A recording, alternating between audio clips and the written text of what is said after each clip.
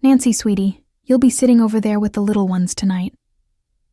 My mother's voice was light, almost cheerful, as she gestured toward the small table wedged in the corner of the private dining room. I stood frozen in the entryway of Celestine's, one of Portland's most upscale restaurants, my coat still draped over my arm. Around me, my family mingled in their finest clothes, champagne glasses already in hand. The warm lighting and elegant decor should have felt welcoming, but instead, everything suddenly felt cold. "Excuse me?" I asked, certain I had misheard. "The children's table, dear," my mother repeated, adjusting the pearl necklace at her throat. "We've reserved the main table for the adults, and well, since you're not married, we thought you'd be more comfortable with the kids. My name is Nancy. I'm 27 years old, and I own a successful event planning company in Portland, Oregon. I've spent the last 5 years building my business from the ground up, working 18-hour days, managing million-dollar weddings, and earning recognition in my field. Last month, a prominent lifestyle magazine featured my work in a 6-page spread. I bought my own condo 2 years ago. I have a retirement account, health insurance I pay for myself, and a car I purchased outright. But apparently, none of that mattered tonight. I glanced at the corner table. My nephew Tyler, age 8, was already seated there, swinging his legs and playing a game on his tablet. Next to him was my niece Sophia, who had just turned 6. The table was set with plastic cups decorated with cartoon characters. "Mom, I'm 27, I said, keeping my voice level despite the heat rising in my chest. "I'm not a child." "Oh, don't be so sensitive," my father chimed in, approaching with a glass of scotch. "It's just a dinner. Besides, the kids love you. You'll have fun." I looked past them to the main table, elegantly set with white linens, crystal glasses, and flickering candles. My older brother Daniel sat there with his wife Courtney, both looking smug and comfortable. My sister Bethany was already seated with her husband Greg, laughing at something someone had said. Even my cousin Angela, who had gotten married just 6 months ago, had a place at the adult table with her new husband.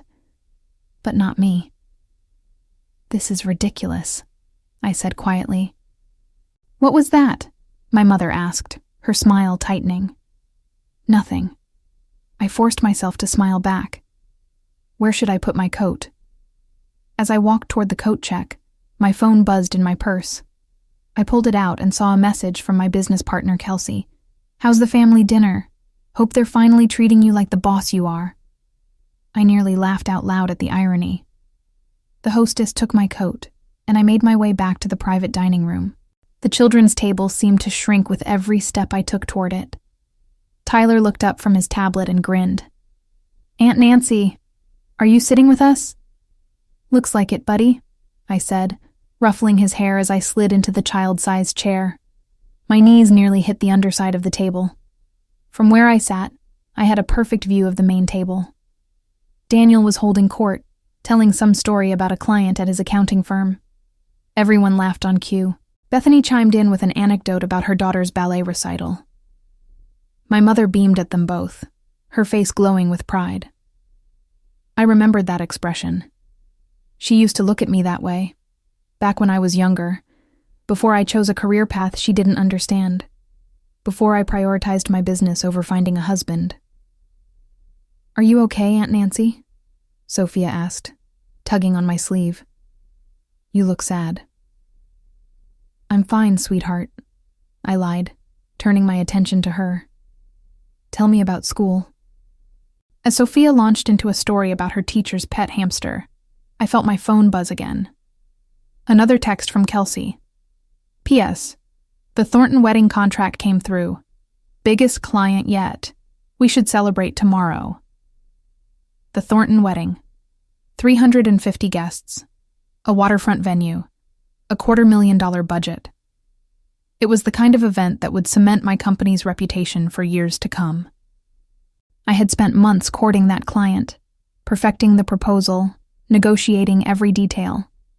But tonight, I was sitting at the children's table because I didn't have a ring on my finger. A waiter approached and handed me a plastic menu with pictures on it. "For the young lady," he said with a condescending smile. I stared at the menu.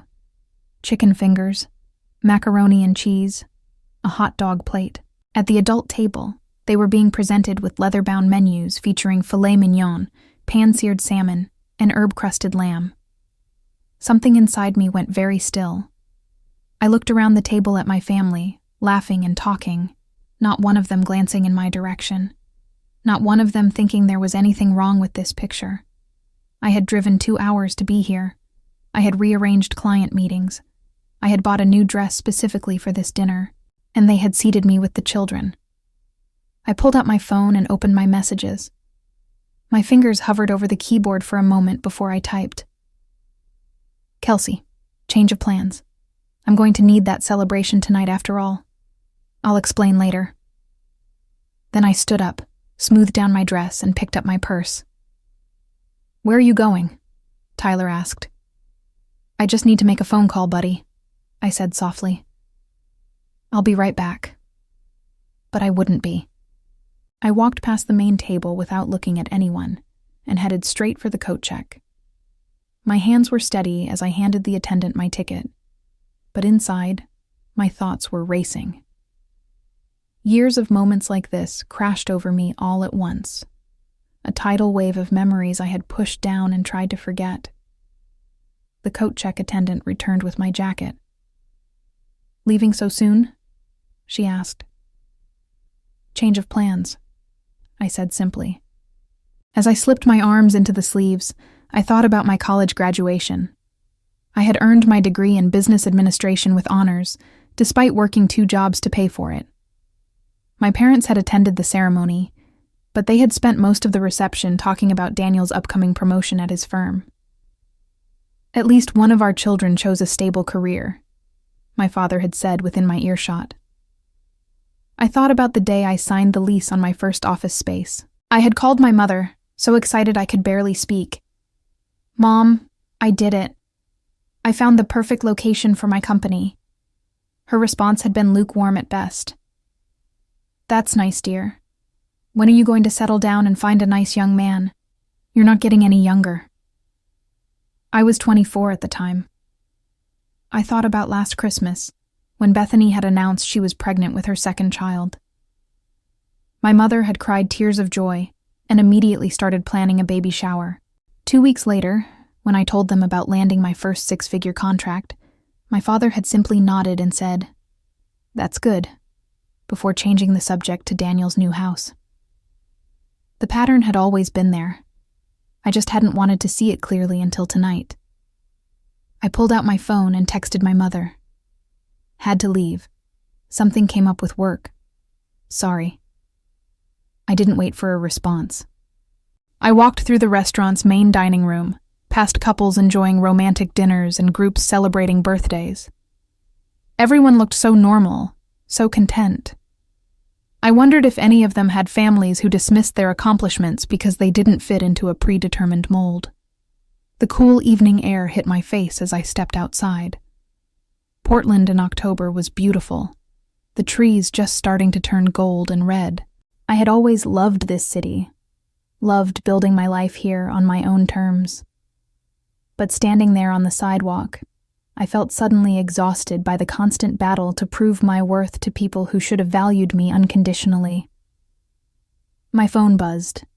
A text from my mother. "What do you mean you left? Where did you go?"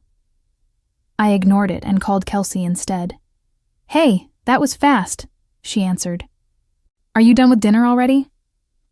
"I'm done, all right," I said, walking toward where I had parked my car. "Long story. Are you free?" "For you, always. Want to meet at Bruno's? We can grab a bottle of wine and you can tell me everything." "Perfect. See you in 20. As I drove through the city streets, my phone kept buzzing with incoming messages. I didn't look at them. I knew what they would say. My mother would be confused, maybe even concerned. My father would be annoyed. My siblings probably wouldn't even notice I was gone until dessert was served. Bruno's Wine Bar was a cozy spot Kelsey and I had discovered during our early days of building the business. We had spent countless nights there, planning strategies, celebrating small victories, and commiserating over difficult clients. The owner, Mauricio, greeted me with a warm smile as I entered. "Nancy, good to see you. Your friend is already here," he said, gesturing toward our usual corner booth. Kelsey stood up as I approached, her face immediately registering concern. "Okay, spill. What happened?" I slid into the booth and let out a long breath. They sat me at the children's table. What? My family's fancy dinner. They literally seated me with my 8-year-old nephew and 6-year-old niece. Plastic cups, kids' menu, the whole thing. Because I'm not married. Kelsey's mouth fell open. "You're joking." I wish I were. She was quiet for a moment, processing this. Then she reached across the table and squeezed my hand. "Nancy, that's insane. You know that, right? That's completely insane." "I know." "Did you say anything?" "I left." "Good." Mauricio appeared with a bottle of wine, apparently having sensed the mood. "On the house, ladies. You both look like you need it." As he poured, my phone buzzed again, and again, and again. I pulled it out and looked at the screen. 7 missed calls, 15 text messages. The notifications kept coming. "Wow," Kelsey said, watching the phone light up repeatedly. "They noticed you're gone." I scrolled through the messages. My mother. "Nancy, what's going on? Where are you?" My father. "This is very rude. We're all waiting for you." Daniel. "Mom's freaking out. What did you do?" Bethany. "Can you please just come back? You're ruining dinner." Ruining dinner? That was rich. "What are you going to do?" Kelsey asked. I stared at my phone, watching the missed calls pile up. 20. 25. My mother had called 9 times in the last 10 minutes. Part of me wanted to answer, to explain, to make them understand how much they had hurt me. But a bigger part of me knew it wouldn't matter. They would find a way to make this my fault. I was too sensitive. I didn't understand it was just a joke. I was overreacting. I had spent 27 years trying to earn their respect, their approval, their recognition. And tonight, they had shown me exactly what they thought I was worth. I turned my phone face down on the table. "I'm not answering," I said quietly. Kelsey raised her glass. "Good. Let them sweat." The wine was smooth and rich, but I could barely taste it. My mind kept replaying the moment when my mother had casually directed me to the children's table, as if it were the most natural thing in the world, as if I were still a kid who needed to be managed and organized according to her rules. "Tell me something," Kelsey said, swirling her wine. "Has it always been like this?" I thought about her question. Not always. When I was younger, things were okay. But once Daniel got married, something shifted. Suddenly, there was this divide between the real adults and everyone else. And I ended up on the wrong side of it. Because you chose your career over a husband. Exactly. I took another sip of wine. It's not like I'm against marriage. I'm just not going to settle for someone who doesn't respect what I've built. My business is important to me. It's mine. I created it from nothing. And you're incredible at it, Kelsey added. Nancy, you've built something amazing. We've grown 30% this year alone. We have a wait list of clients. You're 27 years old and you're running a thriving company. That's not nothing. Try telling my parents that. My phone buzzed again. I glanced at it despite myself. A text from my mother. Nancy Catherine, this is unacceptable. Call me immediately. The use of my middle name made me smile bitterly. That was her signature move, saved for when she was truly angry. How many calls now? Kelsey asked. 32. Jesus. I know. Another text came through, this time from Bethany. Mom is crying. Dad is furious.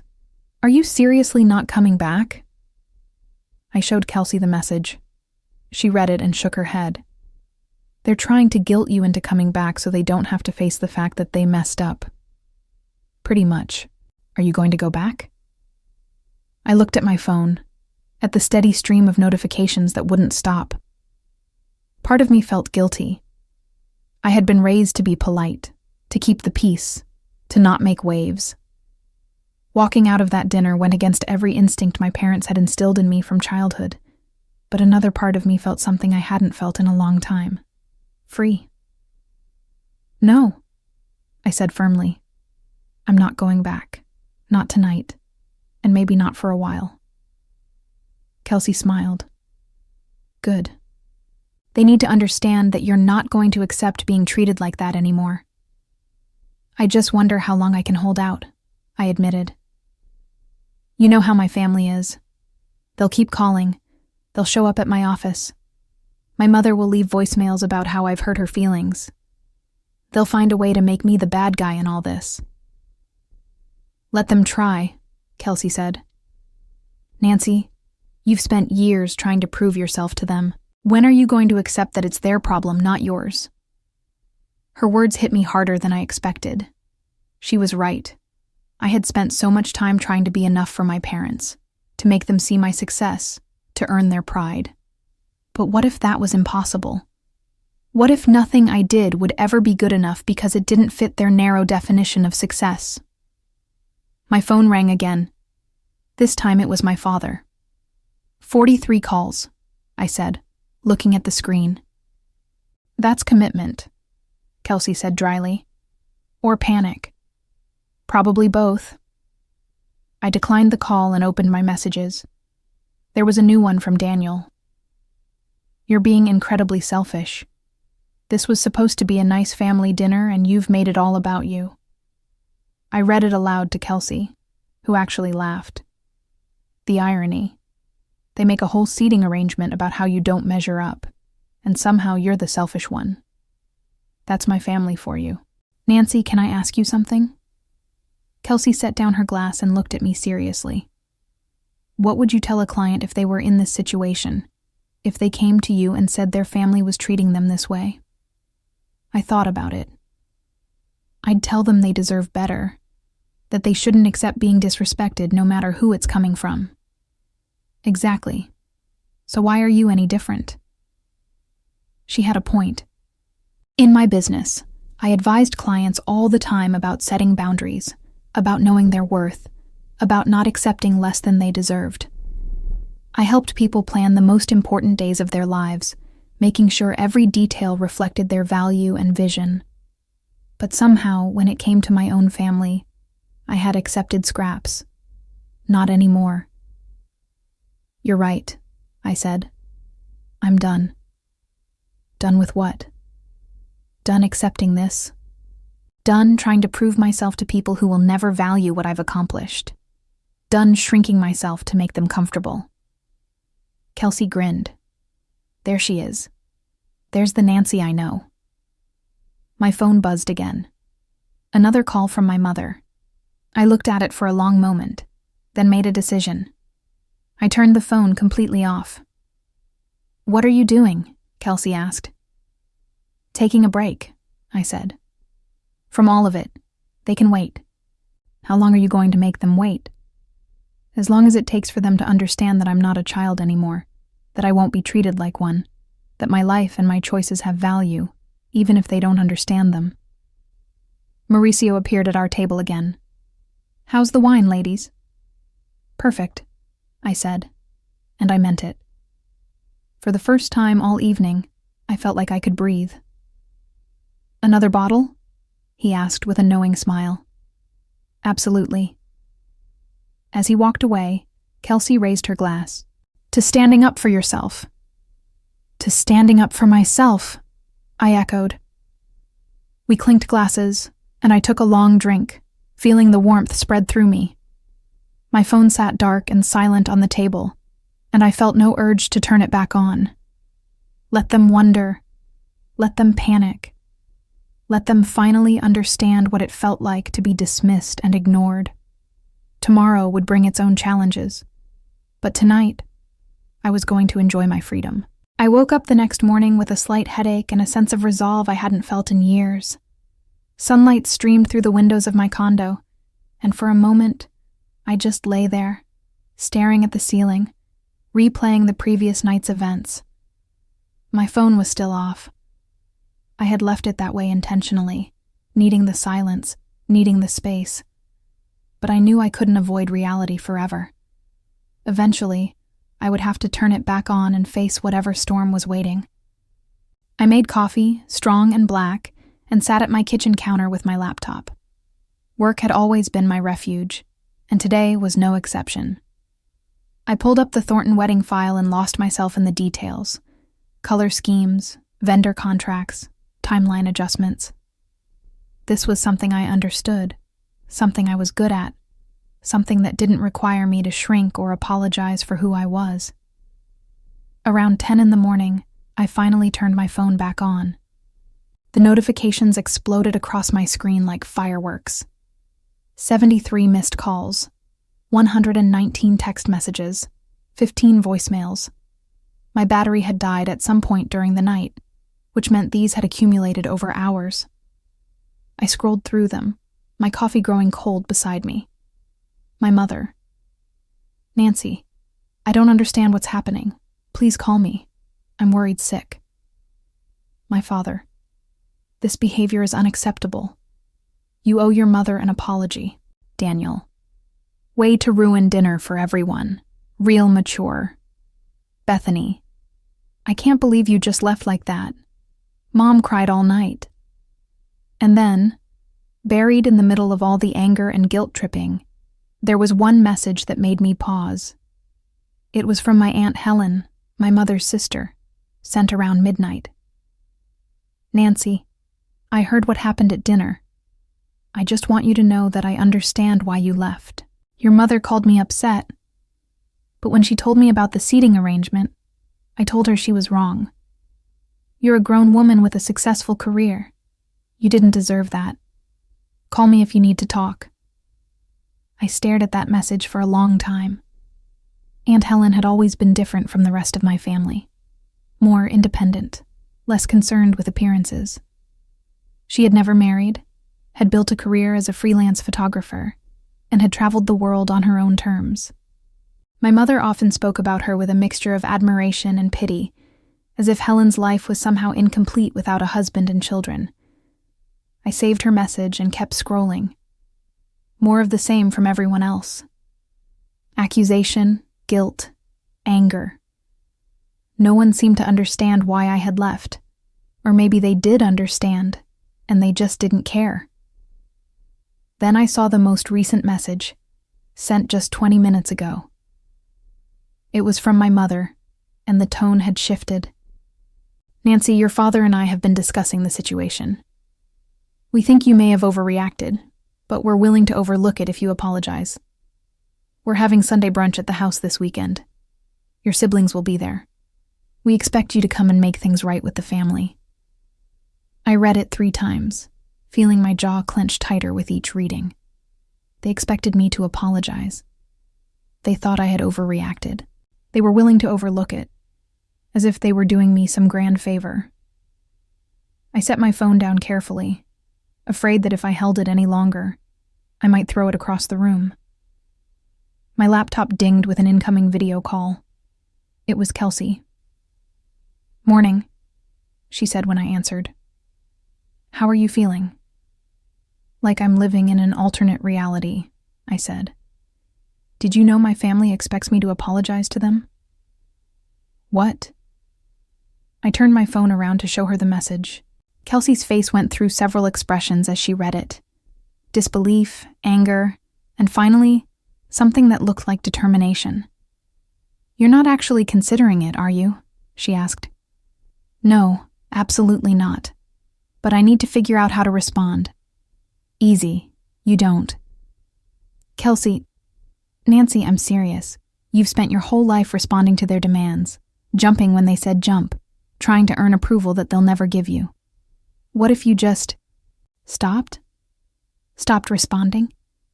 Stopped playing their game. They want you to come to Sunday brunch so they can put you back in your place, make you apologize for having boundaries, and reassert their control. What if you just didn't show up? I thought about it. The idea was both terrifying and exhilarating. They'll lose their minds, I said. Good, let them. But, Nancy, what's the worst that can happen? They get angry? They already are. They stop talking to you? From what you've told me, that might actually be a relief. They cut you out of the family? Sweetie, they already did that when they sat you at the children's table. Her words hit me like a physical blow, because they were true. They had already shown me exactly where I stood in the family hierarchy. I was less than. I was other. I was acceptable only when I conformed to their expectations. You're right, I said quietly. Of course I'm right. I'm always right. You know this. Despite everything, I smiled. What would I do without you? Probably still be sitting at that children's table, eating chicken fingers and wondering why you feel so empty inside. The image made me laugh, even though it hurt. So what do I do? I asked. You live your life. You focus on your business. You spend time with people who actually value you. And you let them figure out that you're not going to dance to their tune anymore. They won't just let it go. Probably not. But that's their problem, not yours. After we ended the call, I sat at my kitchen counter for a long time, thinking. Then I picked up my phone and typed a response to my mother's message. I won't be coming to Sunday brunch. I need some space to think about things. I'll reach out when I'm ready. My finger hovered over the send button for several seconds. This felt like crossing a line, like stepping off a cliff with no idea where I would land. I pressed send. The response came within 30 seconds. What do you mean you need space? Space from what? We're your family. You don't get to just decide you need space from family. Then another message. Nancy, this is ridiculous. Stop being so dramatic. And another. Your father is very disappointed in you. I watched the messages roll in, one after another, each one trying to pull me back, to make me doubt myself, to restore the old dynamic where I apologized and accommodated and made myself smaller. But something had shifted inside me. I thought about what Kelsey had said, about what Aunt Helen had written, about the way I had felt sitting at that children's table with plastic cups and a kids' menu. I turned off my phone again and went back to work. The week that followed was surreal. I threw myself into work with an intensity that surprised even me. The Thornton wedding required constant attention, and I was grateful for the distraction. Kelsey and I met with vendors, toured venues, and refined every detail until it was perfect. In the world of event planning, I had control. I had respect. People valued my expertise and trusted my judgment. It was everything my family had never given me. On Wednesday afternoon, as I was reviewing floral arrangements with a vendor, my office phone rang. My assistant Sophie knocked on the door. Nancy, your mother is online too. She says it's urgent. I looked at the phone, then back at Sophie. Tell her I'm with a client and I'll call her back. She says she'll wait. Tell her I'll call her back when I have time. Sophie nodded and closed the door. Through the glass, I could see her relaying the message. A minute later, my cell phone started ringing. I declined the call and turned my attention back to the vendor. Sorry about that. Now, about the centerpieces. But it was hard to concentrate. My mother called 3 more times during that meeting. When the vendor left, I checked my messages. My mother had left 2 voicemails, both increasingly frantic. My father had texted, Your mother is very upset.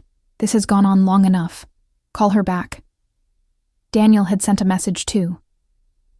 What is your problem? Just call Mom and stop being so childish. I stared at that message for a long time.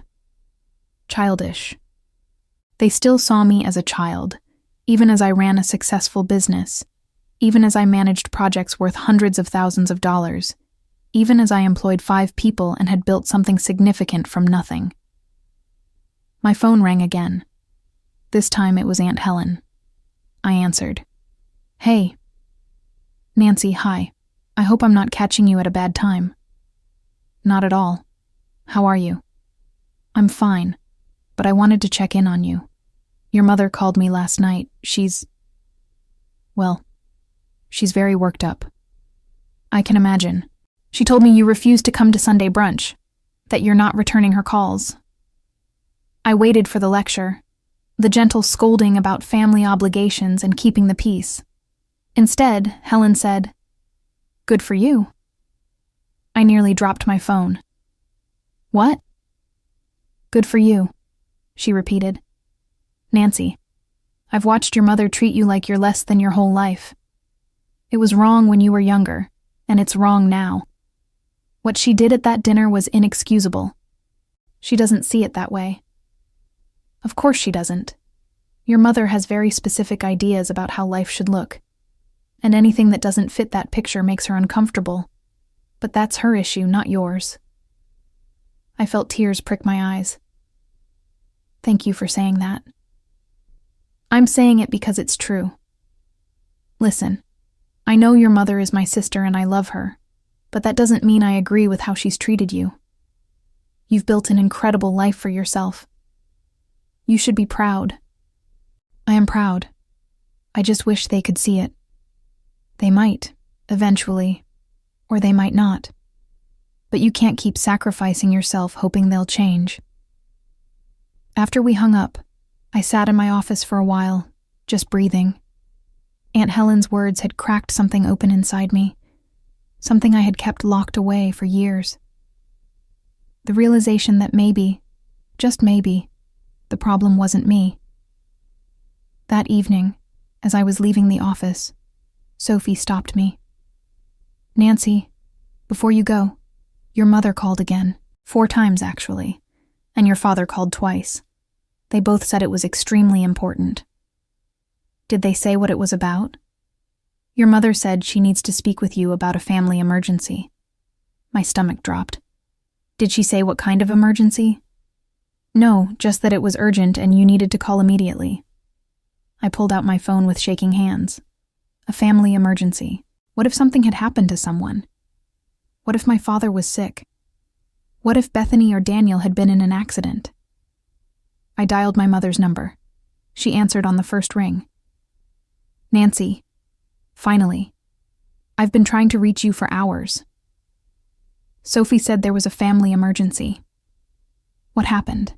Is everyone okay? Well, no. Everyone is not okay. Your father and I are extremely upset, and your siblings are upset, and this whole situation is causing problems for everyone. I felt the fear drain out of me, replaced by a slow-burning anger. That's the emergency? That everyone is upset? Yes. Nancy, this has gone on long enough. Whatever point you were trying to make, you've made it. Now it's time to stop being difficult and come home for brunch on Sunday. Mom, I told you, I need space right now. Space? Space from what?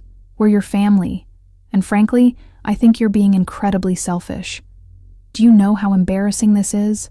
People are asking questions. They want to know where you were at dinner, why you left, why you're not coming to brunch. What am I supposed to tell them? How about the truth? That you seated me at the children's table and I decided I deserved better. There was a sharp intake of breath. Is that what this is about?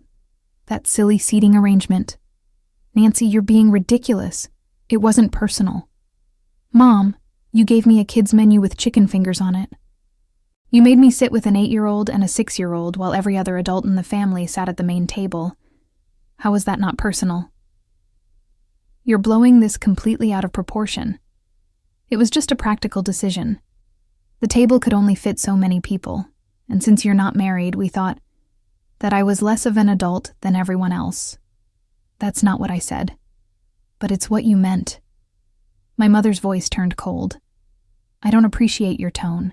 I'm your mother, and you need to show me some respect. Respect goes both ways, Mom. I'm giving you until Sunday to calm down and reconsider. If you don't show up for brunch, there will be consequences. What kind of consequences? Your father and I have been discussing it. If you can't be part of this family, then maybe you shouldn't be included in family matters at all. That means holidays, gatherings, everything. You'll be on your own. The threat hung in the air between us. She was trying to scare me, to make me panic at the thought of being cut off from the family. A year ago, even a month ago, it might have worked. But after sitting at that children's table, after a week of relentless calls and manipulation, after years of feeling less than, something inside me had changed. If that's how you want it, then okay, I said quietly. What? If that's your decision, I'll accept it, but I'm not coming to brunch to apologize for having boundaries. Nancy. I hung up. Sunday morning arrived gray and drizzly, typical Portland weather. I woke up early and went for a run through my neighborhood, letting the rain wash over me. My mind was clearer than it had been in weeks. I had made my choice, and I was prepared to live with whatever consequences came next. When I got back to my condo, I showered and made breakfast.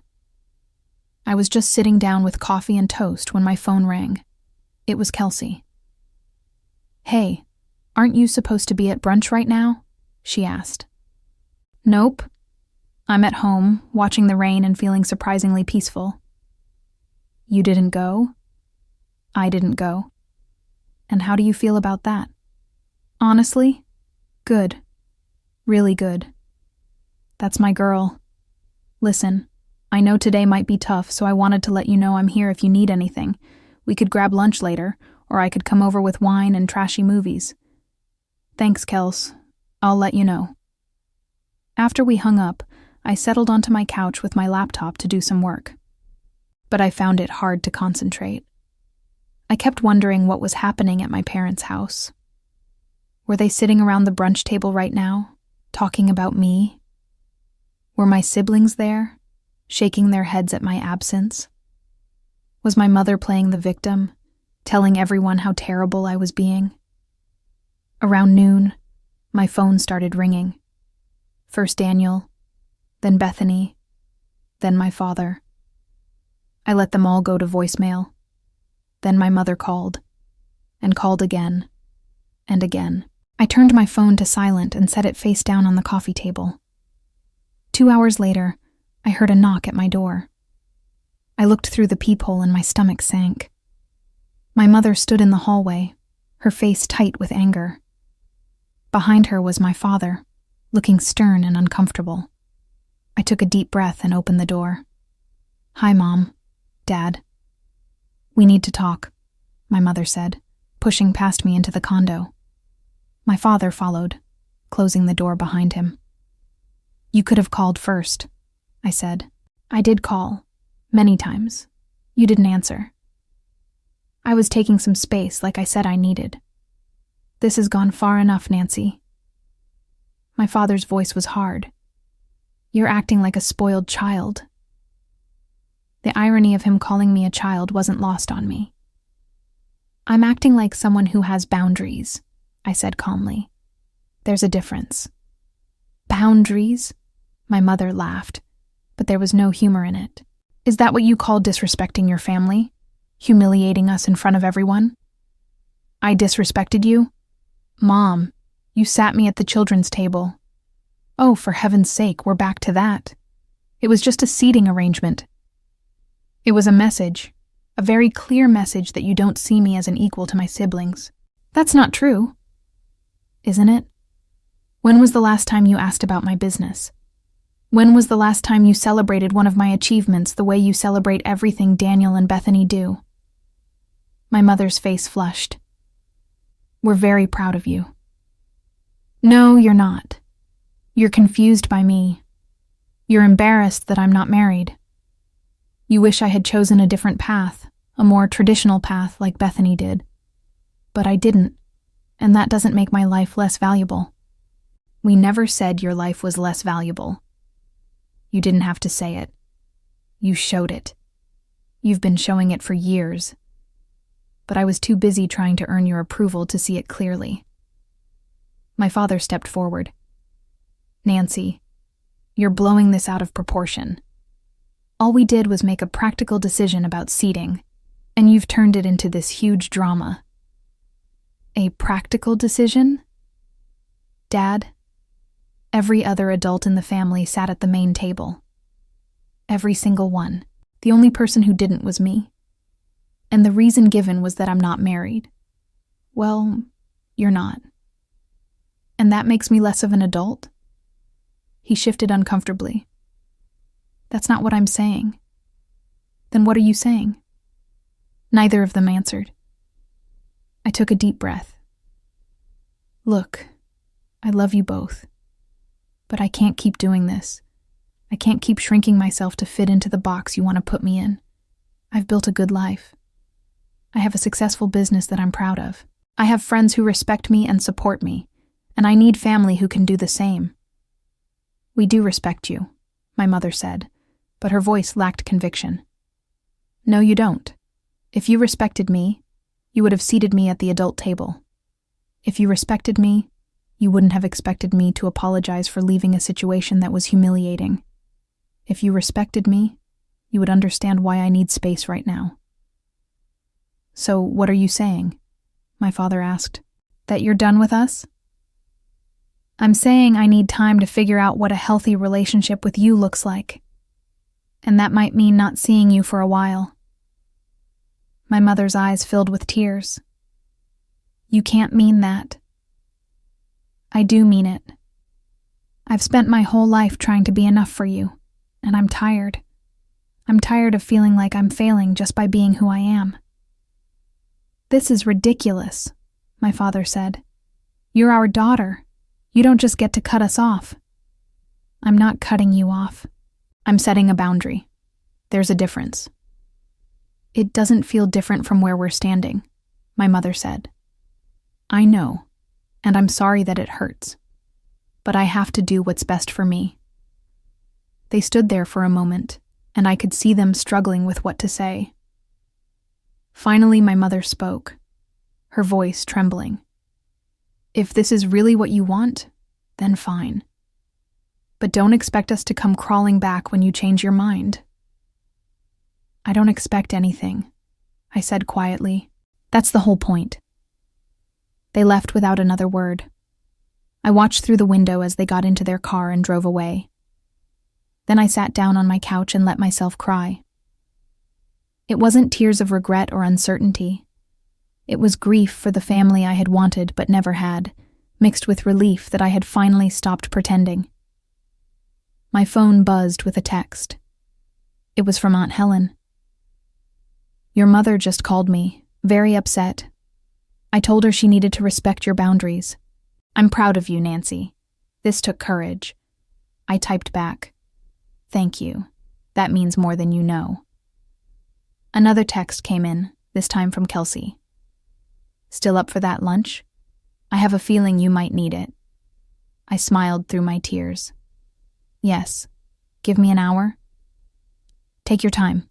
I'm not going anywhere.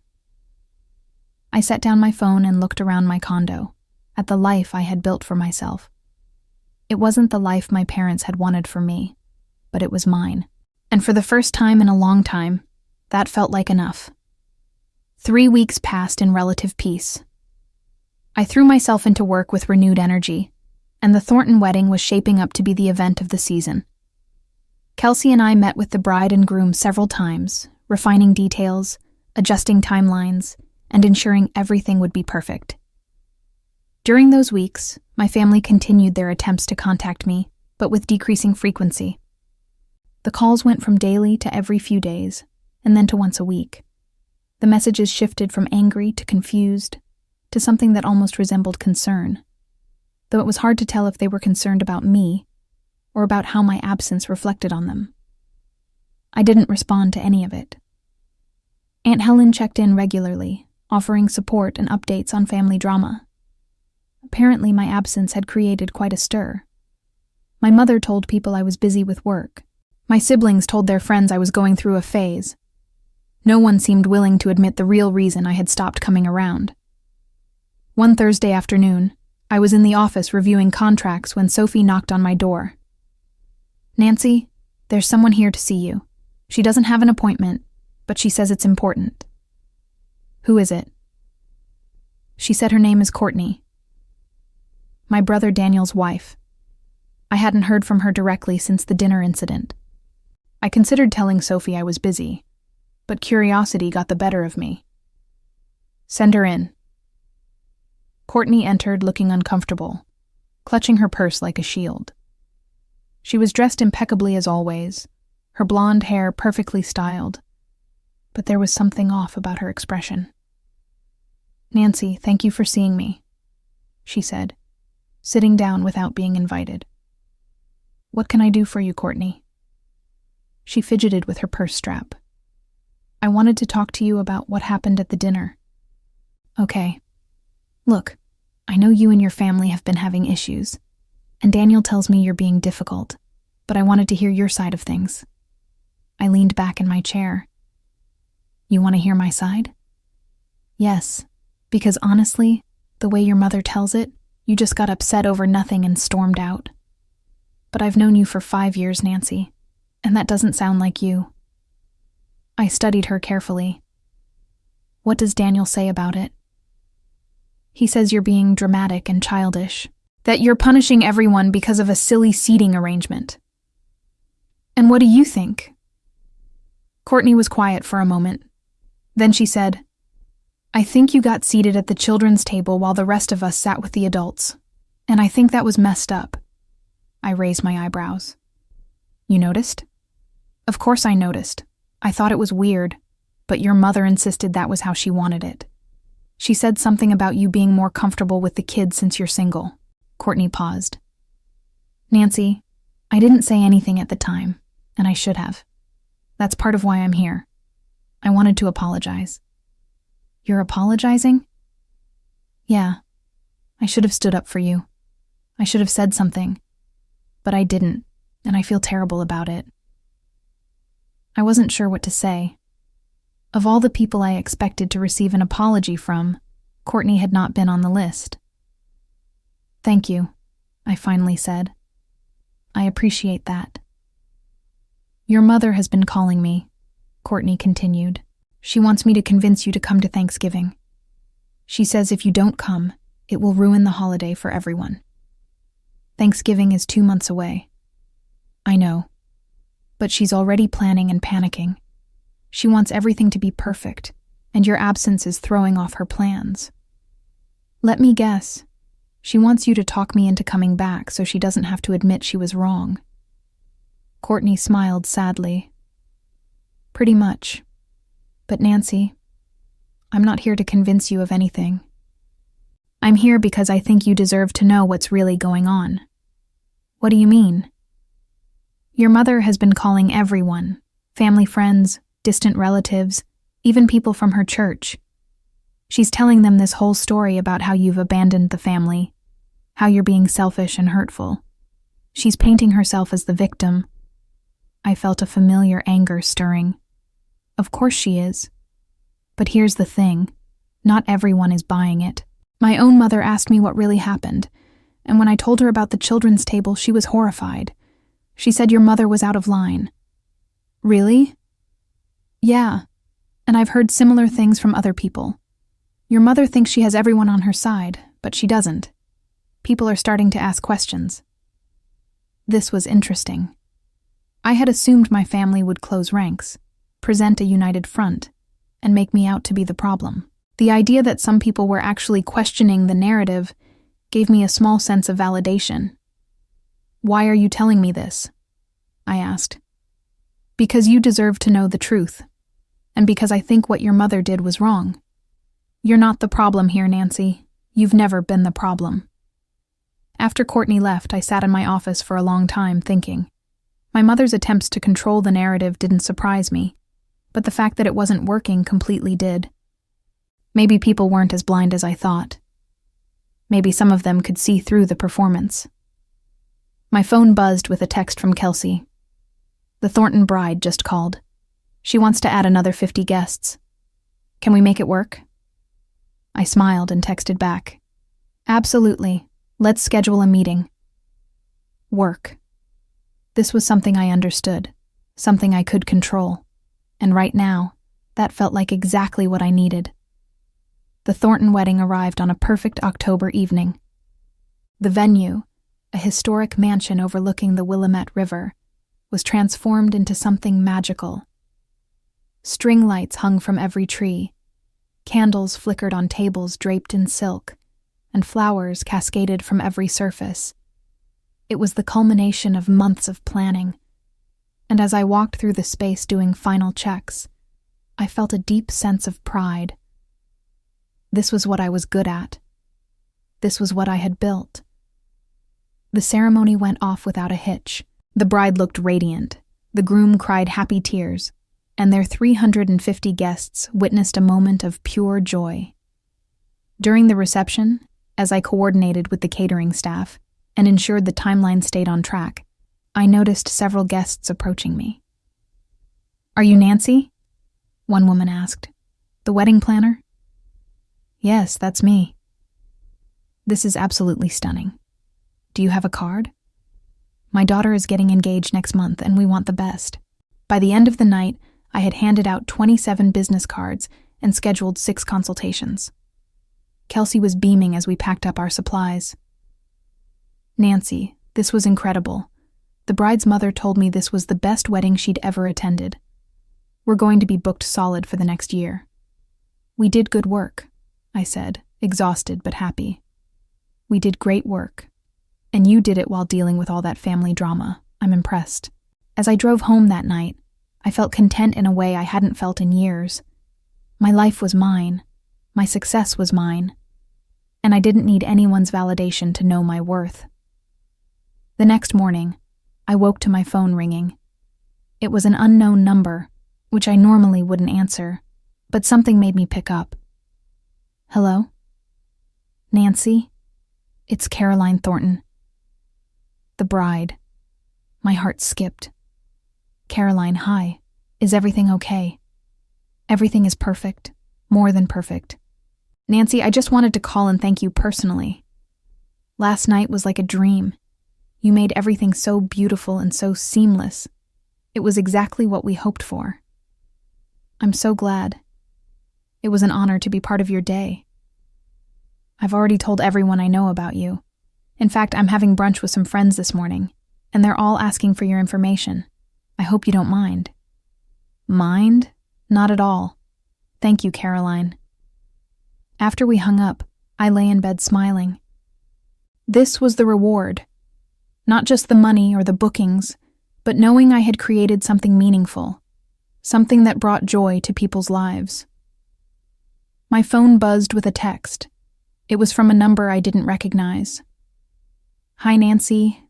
This is Patricia Thornton, Caroline's mother. I wanted to reach out about planning my younger daughter's wedding. Would you be available for a consultation?" Before I could respond, another text came through from a different number. "Nancy, this is Denise Howard. I attended the Thornton wedding last night. I'm on the board of the Portland Arts Foundation, and we're looking for an event planner for our annual gala. Are you interested in discussing this opportunity?" And then another. "Hi, Nancy. This is Jessica. Caroline gave me your number. I'm getting married next June and would love to work with you." I stared at my phone as the messages kept coming. Within an hour, I had 9 new inquiries. By the end of the day, it was 15. Kelsey called me that evening laughing. "Nancy, our email inbox is exploding. Have you checked it?" "I've been getting texts all day." "Well, add emails to that. The Thornton wedding is apparently the talk of Portland society. Everyone wants to know who planned it. This is insane. This is success, Nancy. This is what happens when you're brilliant at what you do and you finally get the recognition you deserve." That week was a whirlwind. I met with potential clients, gave presentations to corporate event planners, and even did an interview with a local magazine about my business. Every meeting ended with a contract or a solid lead. My calendar filled up months in advance. On Friday evening, As I was leaving a consultation with a tech company that wanted me to plan their annual retreat, my phone rang. It was my mother. I stared at the screen for a moment, then answered. "Hi, Mom." "Nancy." Her voice was stiff. "I've been trying to reach you. I've been busy with work." "Yes, I heard. Apparently you planned some big wedding that everyone is talking about." "The Thornton wedding, yes." There was a pause. I saw the photos online. It looked very nice. "Thank you." Another pause. "Nancy, your father and I have been discussing things. We think maybe we overreacted about the whole dinner situation." I waited. "We're willing to move past it if you are. Thanksgiving is coming up, and it would be nice if we could all be together as a family." "Move past it," I repeated slowly. "Yes. We can forget about all this unpleasantness and go back to normal." "What about an apology?" "An apology?" "Yes. For seating me at the children's table, for dismissing my feelings, for threatening to cut me off when I tried to set boundaries." My mother's tone hardened. "I'm not going to apologize for trying to organize a family dinner. You're the one who made this into a big deal." "Then I guess we don't have anything more to discuss." "Nancy," I hung up. Thanksgiving morning arrived cold and clear. I woke up early and went for a run, enjoying the quiet streets and the way my breath fogged in the crisp air. When I got back to my condo, I showered and put on comfortable clothes, jeans and a soft sweater, something I would never have been allowed to wear to one of my mother's formal holiday dinners. Kelsey was hosting a Friendsgiving at her apartment, and she had invited me weeks ago. "For everyone who doesn't want to deal with family drama," she had said with a grin. I had accepted immediately. As I was getting ready, my phone buzzed with messages. The first was from Aunt Helen. "Happy Thanksgiving, Nancy. I'm proud of you for standing your ground. Enjoy your day." The second was from Courtney. "Happy Thanksgiving. Just so you know, your mom has been complaining all morning about how you're ruining the holiday by not being here. Daniel told her to drop it. Things are tense. Hope you're having a better day than we are." I smiled at that message. Then came one from my mother. "Since you've decided not to be part of this family, I suppose there's no point in wishing you a happy Thanksgiving. I hope you're satisfied with your choices." I deleted it without responding. The Friendsgiving was exactly what I needed. Kelsey had invited a dozen people, colleagues, friends, and a few clients who had become friends. The atmosphere was warm and relaxed, filled with laughter and good food. No one asked why I wasn't with my family. No one made me feel like I was missing out on something essential. During dinner, as we went around the table sharing what we were thankful for, I said, "I'm thankful for friends who accept me as I am, for a career that fulfills me, and for finally learning that I don't need to shrink myself to fit into someone else's expectations." Kelsey raised her glass. "To Nancy, who is absolutely killing it at life." Everyone clinked glasses, and I felt a warmth spread through me that had nothing to do with the wine. Later that evening, as I was helping clean up, my phone rang. It was a number I didn't recognize, but the area code was local. "Hello? Nancy? This is Gregory Thornton, Caroline's father." "Mr. Thornton, hello? How are you?" "I'm wonderful, thanks to you. Listen, I'm calling because I want to offer you an opportunity. I'm on the board of several companies here in Portland, and we're always looking for top-tier event planners for corporate functions. Your work at my daughter's wedding was exceptional. I'd like to bring you in to pitch for several upcoming events. We're talking significant contracts." My heart raced. I would be very interested in that. "Excellent. I'll have my assistant reach out to schedule a meeting. Nancy, you're going to do very well in this city. Mark my words." After we hung up, I just stood there in Kelsey's kitchen, phone in hand, trying to process what had just happened. "Good news?" Kelsey asked, noticing my expression. "Potentially life-changing news."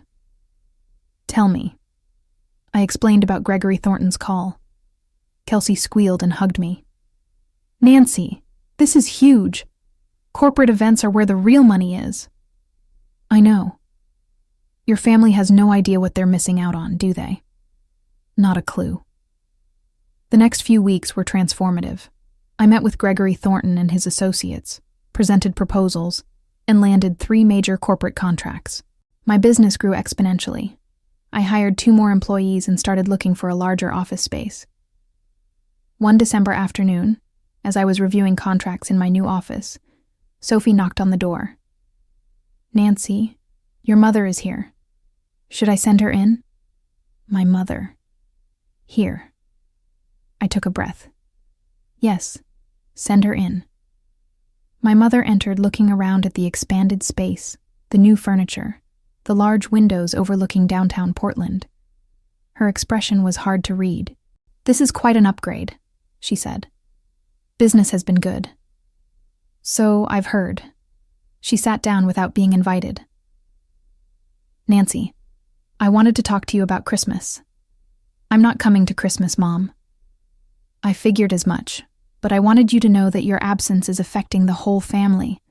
Your siblings' children keep asking where Aunt Nancy is. Daniel and Bethany are upset. Your father barely speaks anymore. And whose fault is that? My mother's jaw tightened. You're being very selfish. No, I'm being healthy. There's a difference. You're throwing away your family over one small incident. It wasn't one small incident, Mom. It was years of being treated like I didn't matter because I didn't fit your ideal. The dinner was just the moment I finally saw it clearly. So that's it? You're just done with us? I'm done accepting less than I deserve. If you can't respect me and my choices, then yes, I'm done. My mother stood up. You'll regret this. Maybe. But I doubt it. She left without another word. Through my office window, I watched her get into her car and drive away. Then I turned back to my desk, to the contracts and proposals and plans for my growing business. My phone buzzed. A text from Kelsey. Brunch tomorrow to celebrate your new contracts? I smiled and texted back. Absolutely. In the months that followed, my parents made a few more attempts to contact me, each one less forceful than the last. When I didn't respond, they eventually stopped trying. My siblings followed suit, apparently deciding that maintaining their relationship with our parents was more important than maintaining one with me. I heard through Aunt Helen that my mother told people I had become too successful to care about family anymore, still unable to see the irony in that statement. Daniel and Courtney divorced 8 months later. Courtney reached out to tell me she had finally stood up to the family's unrealistic expectations, and she thanked me for showing her it was possible. Bethany's marriage grew strained as she struggled under the weight of being the only perfect child left to fulfill our parents' expectations. My mother's attempts to control every aspect of her life eventually led to a falling out that mirrored my own, though Bethany eventually returned to the fold after apologizing. As for my parents, they found themselves increasingly isolated, unable to understand why their rigid expectations and conditional love had driven their children away. As I sat in my office one spring afternoon, looking out at the city I had built my life in, I thought about that night at the children's table. It had felt like the end of everything at the time, but it turned out to be the beginning. The beginning of knowing my worth, of refusing to accept less, of building a life that was truly mine. I had lost a family, but I had gained something more valuable, myself. And standing there in my own space, surrounded by the success I had created, I knew I had made the right choice. Sometimes the best revenge is simply refusing to shrink yourself for people who will never appreciate you anyway.